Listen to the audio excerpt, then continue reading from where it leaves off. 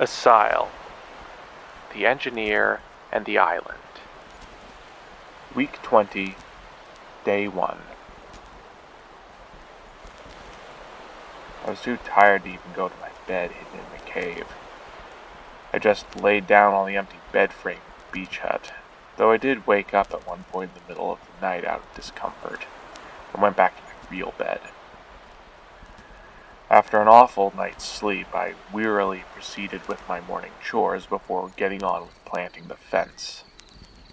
I almost bashed my foot trying to dig up places for the bamboo plants during the morning. I took it as a reminder that fatigue is a bigger threat to my survival right now than the people I'm trying to defend myself from.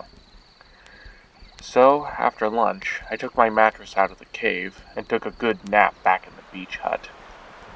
I must admit, though, that the darkness and coolness of the cave made it easier in some ways for me to sleep last night. I woke up after about an hour, feeling groggy but a little better, and got started on my real project for this week, namely the tin can telephone for listening to the bunker.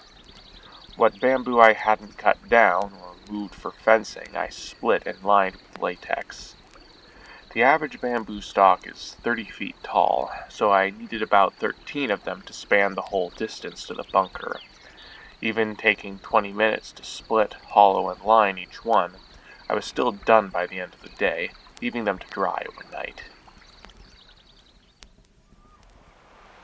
Week 20, Day 2. I slept a little better last night, almost forgot to be worried about a sneak attack.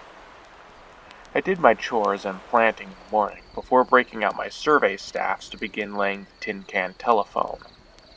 Like I said, I didn't really want these pipes to be under a great deal of pressure, so I used the survey staffs as I went to lay down the pipes so that their ends were always at the same approximate elevation. Plus or minus a few inches or feet isn't going to make a big difference. I decided to start at the bunker and work my way backwards through the jungle, since that was the point that would decide the proper baseline elevation for the pipes. While I was there, I took back the note and pot of dried figs, figuring that the less they know about me, the better, at least until I know more about them. I took the sound trumpet from the workshop with me, and found a good place near the bunker to hide it, nestled in the foliage where it would be hard to see, but still facing the bunker and the ocean, so it would easily be able to hear when a boat is coming, or the sound of footsteps.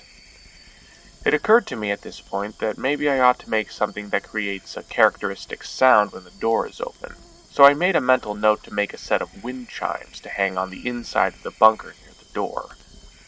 I then proceeded to dig a trench around the island to keep the pipes hidden, doing my best to avoid disrupting the foliage as I went, which would potentially make the pipe conspicuous. I carried a little rubber with me too, so I could seal the pipes together when the time came to attach a new one. It didn't take me long to lay down the whole track, which kind of surprised me. Even taking 25 minutes to sight, trench, lay, and seal each pipe, I still finished well before the end of the day. As I went, I wondered a little to myself how else I might go about accomplishing the same thing without something as handy as bamboo to help me do it. Maybe I could have made clay pipes instead, but that would surely have taken weeks, so I'm thankful to have the bamboo around. I was very careful when I got to the Polynesian ruins area to avoid digging up anything important. Fortunately for me, most of their stuff was deeper inland, so I only had to cross one of their ancient paths with my pipe. It kind of amuses me to think that by putting this pipe here, I've kind of become part of the archaeological history of the island, and I wonder what archaeologists would think if they dug the remains of my pipe up someday, assuming any of it survived that long, being made of wood and therefore prone to rot. Now I'm thinking that maybe I should have varnished them. But it's too late for that now, and they'll be easy to replace if they do leak. I got back to base in plenty of time to fill my acoustic telephone with water and give it a test. I took a short walk back to the bunker to cover the opposite end with a thin rubber membrane left over from lining the pipes yesterday. I checked for leaks and sealed as I went. Once the acoustic telephone was topped off with water, I used the sound trumpet to seal the membrane in place, and left one of my clocks near it so I could hear the chime go off. I repeated the procedure at my base, and waited to hear the alarm. The two membranes on each end of the telephone, combined with the fact that water is mostly incompressible, meant that any pressure waves hitting the membrane on the bunker side of the telephone were equally recreated on the base side, so it almost sounded like the clock was right next to me. However, as I walked back to retrieve the clock, I realized this created another problem. I'm not going to be able to hear this wherever I am in the base, and I can't just pipe sound into every building, otherwise the intensity of the sound would be divided by the number of buildings I piped it into. I need to put it somewhere where I'm going to be most of the time, especially at night. This is combined with the fact that I really need a more convenient bolt hole to run to at a moment's notice if I find there's danger. I need a bunker of my own, a panic room. I'll start on that tomorrow, but for tonight, I'll just go to bed. Week 20, Day 3. As I tried to fall asleep last night, I thought about how flammable the beach hut is, and that I could easily be burned alive if I was hidden inside of it, so I need a more defensible house as well. I conducted my morning chores and spent the morning building my fence before having lunch and starting to plan my new house. It needs to be defensible, yes, but it would be nice if I also made it comfortable. Ideally, it'll be close to the bathroom, but that side of the clearing is already getting a bit crowded, so I'll just make a smaller lavatory as part of the building. It's going to need a bed, ideally located close to and oriented towards the sound trumpet, so I can hear it in the middle of the night. I'd also like to maybe have a study or office where I can keep some of my smaller pieces of equipment and notes on all my research and projects so far, because all this writing work is time-consuming, and I'll be sitting in one place most of the time, so it'll be a good place for me to hear if anything comes over the acoustic telephone. It's going to need a good view of the courtyard and the path to the beach, so I can see anyone coming while I'm in there. Finally, and most importantly, it needs a basement to act as a panic room if I feel like I'm about to come under attack, ideally in close proximity to the bedroom, in case I need to get in there in the middle of the night. It'll also need proximity to the acoustic telephone, so I can hear what's going on from inside, and I'd also like a way to see what's going on as well, making it almost like a sort of security office for the base as well. With a plan in place, and in spite of how weary I felt from planting bamboo for a week and a half, I marked out the work site and forced myself to dig, though still taking care to avoid hurting myself. The building needed to be about 10 by 20 feet, and the basement needed to be about 7 feet deep, so that was 140 cubic feet. I at least didn't have to dig out all of that space, as I left a little clay behind to make a staircase for getting in and out. Still, it took me a little over 4 hours. I might have been able to do it in half that time any other day, but I was just so tired already. I didn't finish until the end of the day, completely exhausted. Looking back, it's not so much the physical work that tires me out as much as the emotional stress.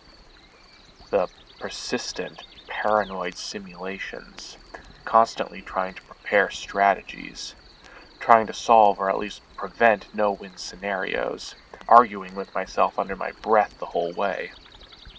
It's exhausting to maintain that kind of mental and emotional activity for so long, but it's also become a bit of a reflex for me by this time in my life, so I can't really prevent it either.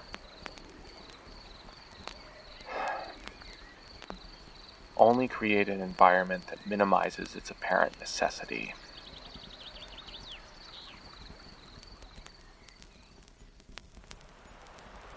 Week 20, Day 4. When I got up in the morning and started the solar tower, I realized I would need some lime to make the reinforced walls for my new house. I grit my teeth at the prospect of hauling more sand up and down the tower, but it has to be done. If the walls are going to be about 15 centimeters thick, about 8.5 meters tall, and have a solid floor and roof of the same thickness, then that's a volume of about 13 cubic meters, or 1,300 liters. 6.65% of that will need to be lime, so I'll need 86 liters of lime, or about 10 batches. A little over what I have stockpiled, so at least it won't be that bad. Still, I groaned and started hauling sand back up the tower every hour in the middle of my morning chores and planting routine, which slowed me down even more than I already was from fatigue. After lunch, I took another nap before chopping up some bamboo to make a surface for the floor of the house and a ceiling for the panic room. I realized I had to slow down again at this point, because I needed to leave an opening for the staircase and for the acoustic telephone to get in. I also needed to be thinking about a way to see out, and I really didn't want to put vents around the base of the house, because although that would make it easy to see out, it would also be easy to see in too. Furthermore, it could easily flood if it rains.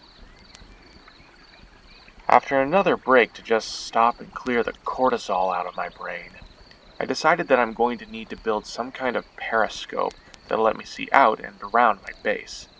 But I'm so tired that I won't worry about the details of that until later. For now, I just made sure that there was a hole in the floor about where I thought the best place for the periscope would be.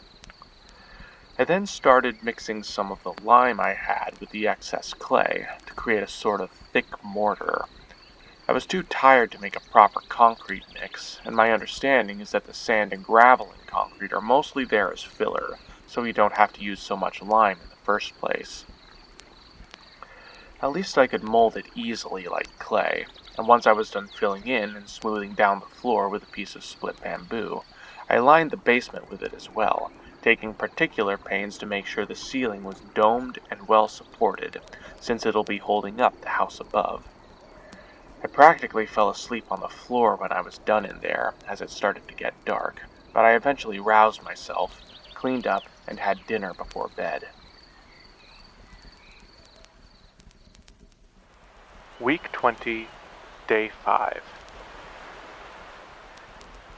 I got up in the morning and conducted my routine, a little more clear-headed after a hard night's sleep.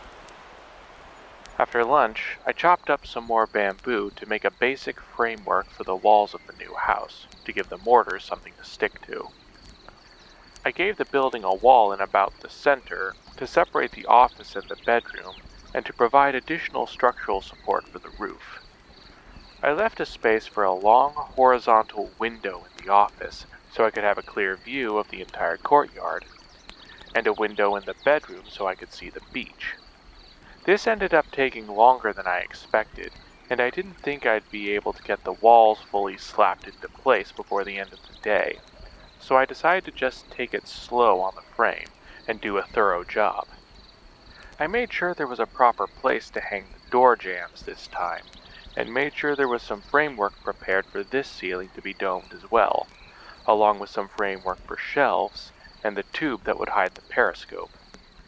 I had an idea while I was in there for accessing the panic room, namely to put it underneath the bed in the bedroom, so it would remain hidden. So I made a short framework around the staircase that would double as the bed frame, connecting it to the framework of the house so it'll look like it's part of the walls, and therefore less obvious that it's hiding something. Week 20, Day 6. I finally finished planting all my bamboo for the fence today.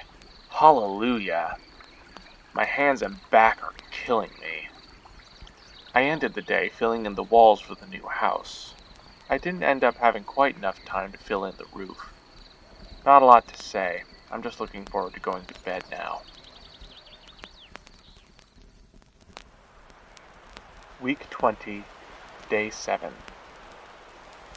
I laid in bed for an extended period of time before getting to my morning chores, partly out of muscle fatigue, and partly out of the realization that I've been acting kind of ridiculous. I don't even know for sure that they want to hurt me, and I'm just assuming they are, not that there's anything wrong with my logic, other than that it's not taking human emotion and sentimentality into consideration. It's not a bad strategy, being prepared for the worst, but I forgot to also hope for the best. and it's taken the fun out of life on this island. It's not like I can do much more for today anyway, since I have to wait a couple of days for the concrete walls of the new house to set before I can make the roof. With nothing better to do, and frankly with a need to remind myself to chill out, I built a new music reel and started programming a tune that reminded me to do just that. Summer's Over, but Man It Was Rad by Aethernaut. I spent the last 2 hours of the day writing and drawing in my nature books, and resolved to do a hard reset tomorrow morning.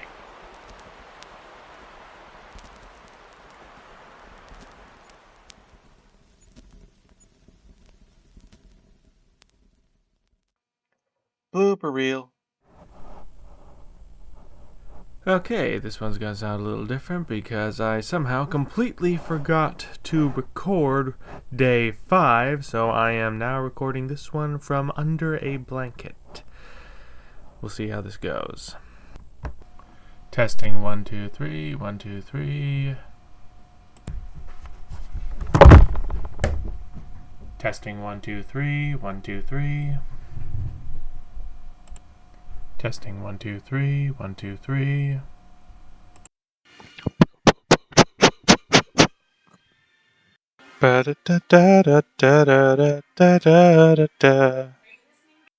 Are we recording now? Thank you. Okay, let's just take a minute to check the sound quality. Testing 1, 2, 3. Click. I decided to start at the bunker and work my way backwards through the jungle, and work my way backwards through the jungle, and work my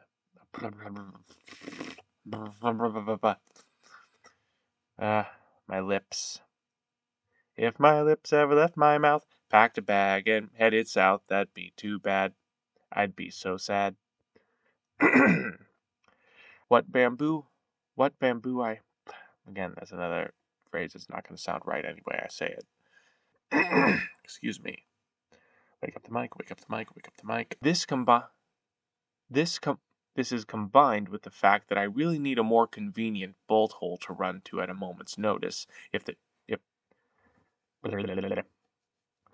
so it sounded almost like wake up the mic, wake up the mic. I'll start on that tomorrow, but for there you go. Hallelujah! It's exhausting to maintain that kind of mental and emotional activity for so long. But it's also become a bit of a reflex at this point. But it's also become a bit of a reflex for me at this point. But it's also become a bit of a reflex for me at this time in my... I should just edit that. Pause. Okay, I'm back. Wake up the mic, wake up the mic, wake up the mic. Now, where was I? I gotta keep talking to keep the mic awake. Wow, it's another short one. Hey there. Thanks for listening all the way to the end. Isn't it interesting how a little change in perspective, a little fear or hopelessness, can make everything 10 times harder when it would be easy and light any other day of the week? Nevertheless, there's still so much more that I need to do, and I'm pretty sure that phenomenon works in reverse too.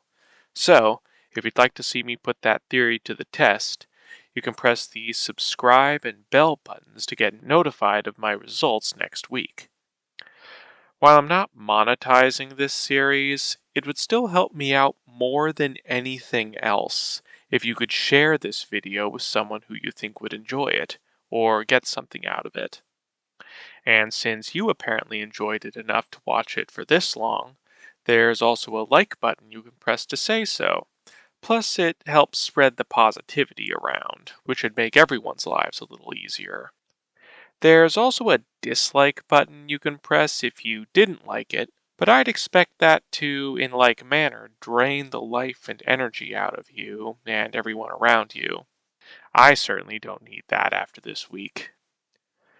Also, if you'd like to chat about your own stories and perspectives on the episode, maybe a time you worked on building a house, or even a time you really noticed how positive and negative thought processes affected you, please feel free to share them in the comments section below. I genuinely love to hear them, and I'm always open to suggestions and corrections. That said, thanks again for listening, and hope to see you here again next week.